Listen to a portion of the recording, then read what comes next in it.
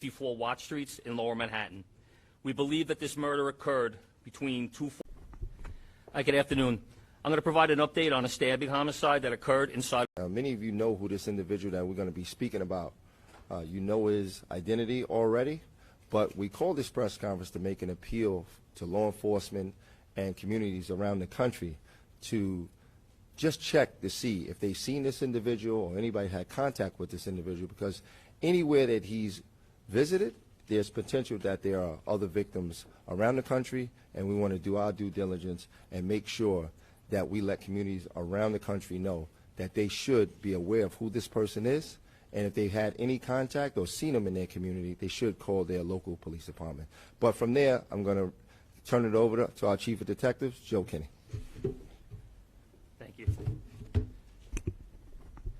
Hi, good afternoon. I'm going to provide an update on a stabbing homicide that occurred inside of the Soho 54 Hotel in room 1109. The hotel is located at 54 Watt Streets in Lower Manhattan. We believe that this murder occurred between 2:14 p.m. on Wednesday, February 7th, and 10:30 a.m. on Thursday, February 8th.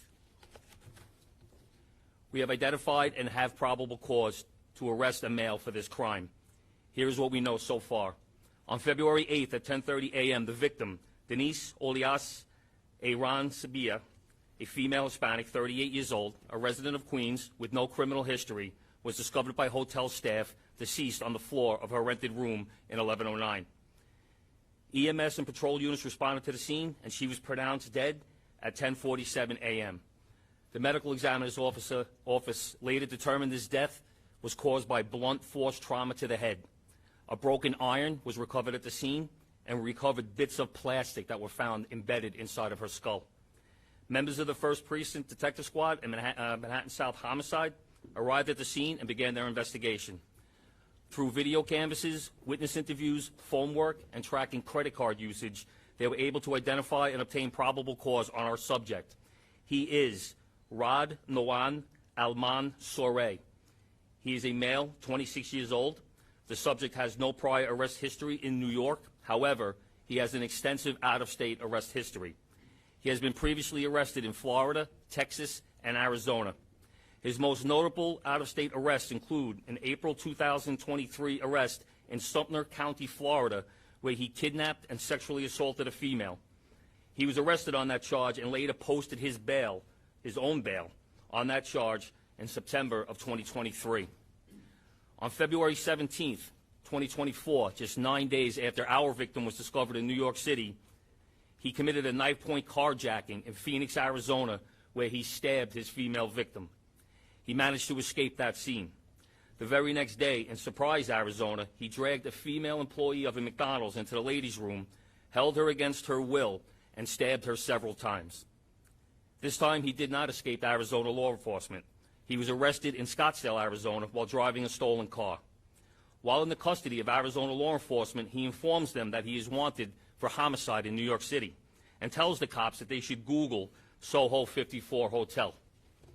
This information, in addition to the alerts the NYPD had put on the subject, called Arizona authorities to contact us. We are currently working with our partners in the Manhattan District Attorney's Office to arrange extradition back to New York City so he can be charged for the homicide here. We are also working with the FBI and their Violent Criminal Apprehension Program to explore the possibility of discovering additional victims, as the subject told Arizona cops that he hurt 3 additional girls in Florida. The Violent Criminal Apprehension Program, known as VICAP, maintains the largest investigative repository of major violent crime cases in the United States. It is designed to collect and analyze data about homicides, sexual assaults, missing persons, and other violent crimes, including unidentified human remains. So, we are asking the public, as well as other law enforcement agencies throughout the country, to reach out to us if they have any further information on Rayad Noan Alman Soray. We can be contacted at 1-800-577-TIPS. All right, with that, we'll take some on-topic questions on this individual. Rocco? Where is he from? What brings him to New York? Why does he go back to Arizona? He has residence. We have him tracked to Florida. We have him in Arizona. We have him in Texas as well. His family is currently in Arizona. Does he do anything for a living? Do not know. Nicole? Chief, is he targeting any specific age group of women? Is there like a pattern here that we're seeing? In two of the incidents we know, the victims were escorts. The other victims in Arizona, like I said, one is a female working in the McDonald's, and one is a female just simply driving in her car that was attacked by this male. John? Chief, there's a Facebook post by a man under a similar name. He says the day before the murder in New York, he says, quote, would it hurt to jump off the Brooklyn Bridge? Have you guys ever monitored social media, and have you been able to tie him to that? Social media is obviously part of the investigation, but I'm unaware of that post. How did he come in contact with the victim here in Queen Cities? How did they find themselves in that position? Via phone. They contacted each other via phone. I'm not sure about their previous relationship, if they had ever been together previously, but I know that he had been visiting another escort the day before. Well, Chief, has he been tied to any other homicides anywhere in the country? No, not at this time. That's why we're asking for this help to see if there are any, if there are any other cases that may match this MO. Chief, will your case get priority since it's a homicide over the Arizona stabbing? Maricopa County has the case in Arizona. Manhattan District Attorney's Office sent an ADA out there, and they're working that out amongst the prosecutors. There's a LinkedIn by the guy with the same names that was a cashier at Pride gas station. Do you know if he was working there? I don't know where his previous employment was, but he has had several incidents where he's been arrested involving gas stations. Mark? How long do you believe the extradition is going to happen? The extradition, it could be days, it could be weeks, it could be months. They're going to work that out. The prosecutors will work that out. So do we know how he got from New York City to Arizona? Do you know if he drove or if he flew? And any chances, I'm sure you guys are looking into this, but possibility that he committed crimes on the way if he was driving? He was flying. So our timeline is on January 26th, he purchases a plane ticket from Florida to New York. On 1/29, we know he has credit card usage in New York City, so he arrives somewhere in that 3-day span. On 2/6, he visits an escort in Upper Manhattan. Between 2/7 and 2/8, we have our homicide at the Soho Hotel. On 2/12, he flies back to Arizona out of Newark Airport. 2/17, he does the carjacking in Arizona. 2/18, he stabs a woman in McDonald's and is subsequently arrested.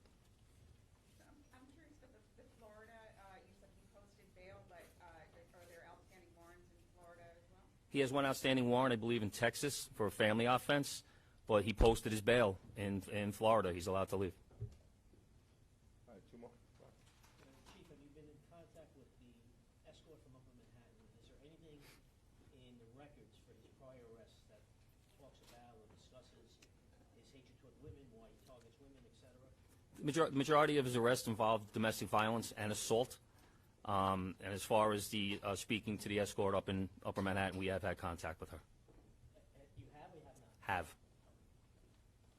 And just something about a pattern, is this something where he's actually looking to seek out some of these women to actually commit violence, taking away those other instances where, he carjacked the woman and the other instances at McDonald's? Or is this something where he flies off the handle? In our incident, in our homicide, it seems there was a dispute over the time he was allowed to stay in the room, and that's what caused the outburst, which caused the attack. The incident in Florida, it seems that that one involved more alcohol. He was drinking with the escort and then wouldn't let her leave, so that's where the kidnapping came in. But as far as the pattern goes, that's why we're reaching out to the FBI for their assistance to see if they can help us piece together anywhere else where he may have been where there were similar incidents.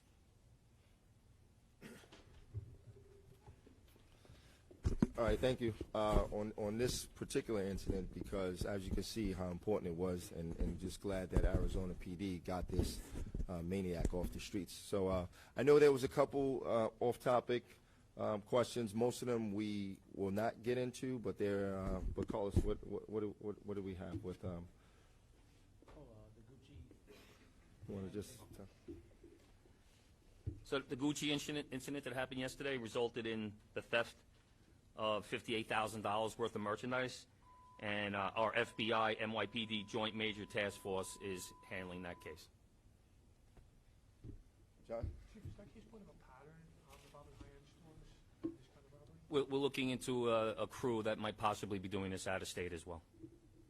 How many in New York City do you know? How many there are? This is the only one I'm aware of. The Randall's Island migrant shelter incident. Yeah, the Randall's Island incident, as we stated earlier, I think we put out a statement on that. It's a sealed incident. We're not going to talk about that. All right? You'd have to reach out to the district attorney's office on that. Anybody else? I'm sorry, yeah. Back to the Gucci incident. There is at least video of an alleged accomplice. Can you just tell me what the role is of the police department? If you have any ideas at all who these people are, or is it part of the organized ring? Yeah, we're doing our video canvas. We've recovered we've recovered one of the cars involved, so we are going to piece this together. But it just happened yesterday. We're piecing this all together. Gucci. You talking about the Gucci? Yes, Gucci. Okay, got it. Anybody else? Yep. Chief, which car, I know there was only one car that headed to Jersey, there's more than one car? Yes, that's. Which car was recovered? I don't have that, Rock. And is it I don't know. believed that the getaway driver or just? Rocco, he just told you that the follow-up, that there's no real updates on the actual case. He told you what team is investigating, and we don't have much else to update on. All right? John? Let's say Bronx subway shooting. I know you're looking for a 15-year-old kid. You put out a poster this weekend. Has there been any progress in apprehending this? Yeah, the Joint Regional Fugitive Task Force under the U.S. Marshals is handling that case. As of right now, he's not been apprehended. Anything else? You have something on Intel related?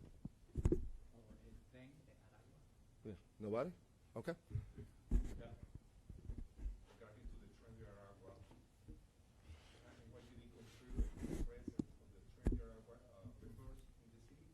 No, we're not confirming the presence of members in the city. We have had some federal partners who suggested that they may be operating out of New York City. It's something that we're actively investigating, but right now we do not have an incident or a person that we can particularly say is related to that organization. It is possible. It's something that we're actively investigating. All right? You can say that the members of the Trinity Aragua were involved in the shooting in Times Square and the attack with two officers? No. We're not saying that. No.